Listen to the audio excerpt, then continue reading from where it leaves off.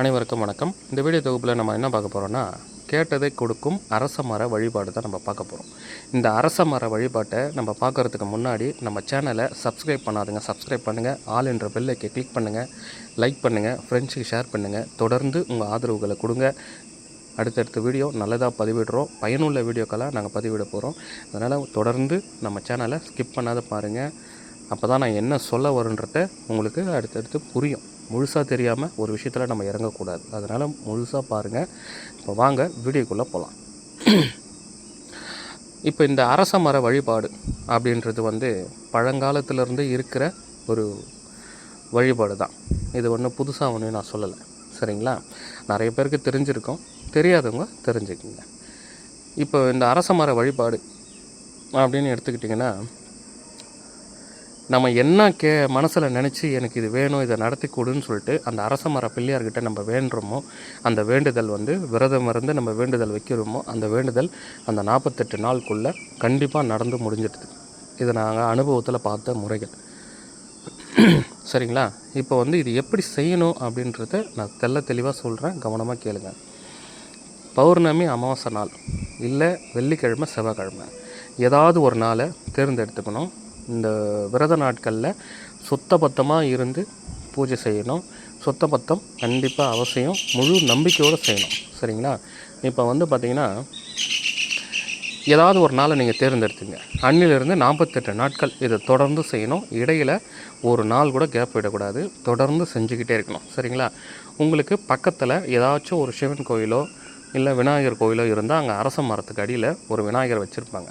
நீங்கள் என்ன பண்ணுங்க, ₹1 செலவு இல்லை, அருகம்பில் எடுங்க, மாலையாக கட்டுங்க. இல்லை எருக்கம்பூ, வெள்ளை எருக்கம்பூ எடுங்க, மாலையாக கட்டுங்க.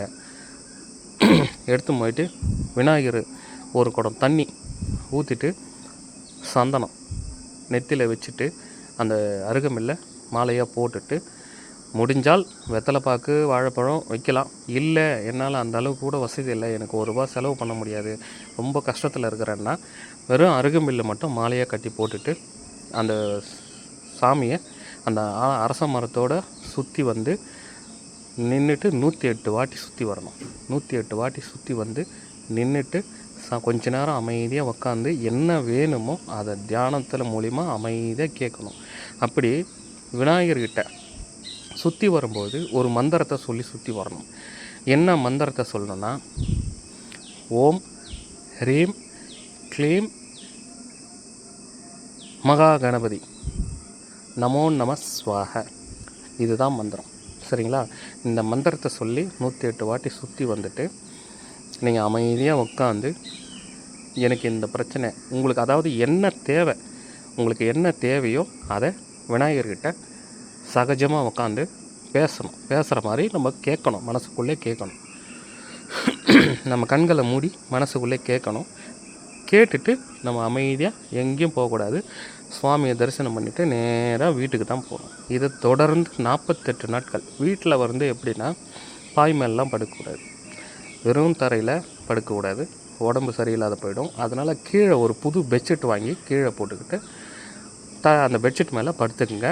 தனி அறையில் படுக்கிறது நல்லது. சாமிக்கு போயிட்டு வீட்டில் பற்றி காமிச்சு வீட்டில் சாமி கும்பிட்றது, அது எல்லாமே செய்யலாம், அது ஒன்றும் பிரச்சனை இல்லை. அப்போ இது எல்லாமே பண்ணிவிட்டு தொடர்ந்து 48 நாட்கள் நீங்கள் அதை செஞ்சுக்கிட்டே வரீங்க கண்டினியூவானா, இந்த 48 நாட்களில் நீங்கள் என்ன கேட்குறீங்களோ அந்த அரச மர விநாயகர் கண்டிப்பாக உங்களுக்கு கொடுப்பார். அந்த விஷயத்தை நீங்கள் கேட்டதை நடத்தி கொடுப்பார்.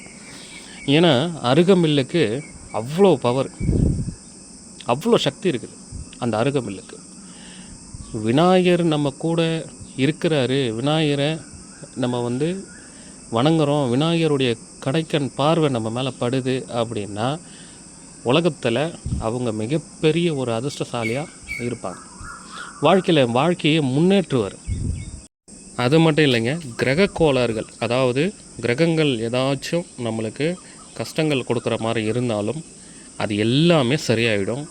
வாழ்க்கையில் முன்னேற்றத்துக்கு என்ன வழியோ கண்டிப்பாக விநாயகரை நம்மளுக்கு வழி செஞ்சு கொடுப்பாரு. கடன் பிரச்சனையாகட்டும், திருமணம் நடக்கலை, திருமணமாகி 3 வருடங்கள் 4 வருடங்கள் ஆயிடுச்சு, குழந்தையே இல்லை, எனக்கு ஆண் குழந்தை பிறக்கணும், எனக்கு பெண் குழந்தை பிறக்கணும், இந்த மாதிரியான நிறைய பேருக்கு நிறைய கோரிக்கைகள் இருக்குது கடவுள்கிட்ட வேண்டுதல். அந்த வேண்டுதலெல்லாம் நிறைவேற்றி கொடுக்குறவர் கண்டிப்பாக இந்த அரச மர விநாயகர் இருப்பார். அது மட்டும் இல்லை, இந்த ஏவல் பில்லி சூனியம் செய்வன பிரச்சனை இது எல்லாமே தடுத்து நிறுத்துவார். அவ்வளோ சக்தி இருக்குது. விநாயகரை நம்ம சாதாரணமாக கணக்கிட முடியாது. அவர் முழு முதற் கடவுள். அவ்வளோ சக்தி வாய்ந்தவர். அவரை வணங்குறதே, அவருடைய ஆசீர்வாதம் பண்ணிட்டாலே போதும், நம்மளுக்கு எந்த பிரச்சனையும் வராது, நோய் நொடிகள் வராது. பிள்ளைகள் படிப்பில் கவனம் செலுத்தி நல்ல மார்க் எடுக்கிறதுக்கு நல்ல உதவியாக அருள் பாவிப்பார். நம்ம குழந்தைங்க நல்லா படிக்கலை, சரியாக படிப்பு வரலைனாலும் நல்லா படிக்கிறதுக்கு என்ன வழியோ அது கண்டிப்பாக செய்வார். வாழ்க்கையில் நிறைய விஷயங்கள் நம்மளுக்கு பாசிட்டிவ் வைப்ரேஷன் நிறைய இருக்கும். அரச மரத்துக்கிட்ட போய் நின்னாலே நம்மளுக்கு அந்த பாசிட்டிவ் வைப்ரேஷன் நம்மளுக்கு தெரியும், உணர முடியும். அரச மரத்து அடியில் அமைதியாக உட்காந்து ஒரு 5 நிமிஷம் கண்ணை மூடி பார்த்தா நம்மளை சுற்றி அந்த பாசிட்டிவ் வைப்ரேஷன் அமைதியாக இருக்கும், மன அமைதி கிடைக்கும். இந்த வழிபாடுன்றது முழு நம்பிக்கையாக, ஒரு மனதாக முழு நம்பிக்கையாக செய்யணும், விரதம் இருந்து செய்யணும். கடவுளுக்கு நம்ம எந்த அளவுக்கு மன திருப்தியாக மனப்பூர்வமாக விரதம் இருந்து நம்ம அதை செய்கிறோமோ கடவுள் நம்மளுக்கு நிச்சயமாக ஆசீர்வதிப்பார். எந்த வித மனக்குறைவோடு செய்யக்கூடாது. இல்லை நான் கிராண்டாக படையிலெல்லாம் வச்சு நான் வணங்குறேன் அப்படின்னாலும் ஓகே, வணங்கலாம், ஒன்றும் பிரச்சனை இல்லை. அவங்கவுங்க வசதிக்கு ஏற்ற போல் செய்யலாம். எதுவுமே இல்லைனாலும் கடவுள் எல்லாத்துக்கும் கண்டிப்பாக பலன் இருக்குது. அதனால் நம்பிக்கையோடு செய்யுங்க, முழு நம்பிக்கையோடு செய்யுங்க. தொடர்ந்து நம்ம சேனலுக்கு ஆதரவு கொடுங்க. இது போன்ற நிறைய விஷயங்கள் தொடர்ந்து உங்களுக்கு நான் தகவல்களை கொடுத்துக்கிட்டே இருக்கிறேன். இந்த வீடியோ உங்களுக்கு பிடிச்சிருந்ததுன்னா நம்ம சேனலை சப்ஸ்கிரைப் பண்ணுங்கள், லைக் பண்ணுங்கள், ஃப்ரெண்ட்ஸுக்கு ஷேர் பண்ணுங்கள். அடுத்த வீடியோவில் சந்திப்போம். நன்றி, வணக்கம்.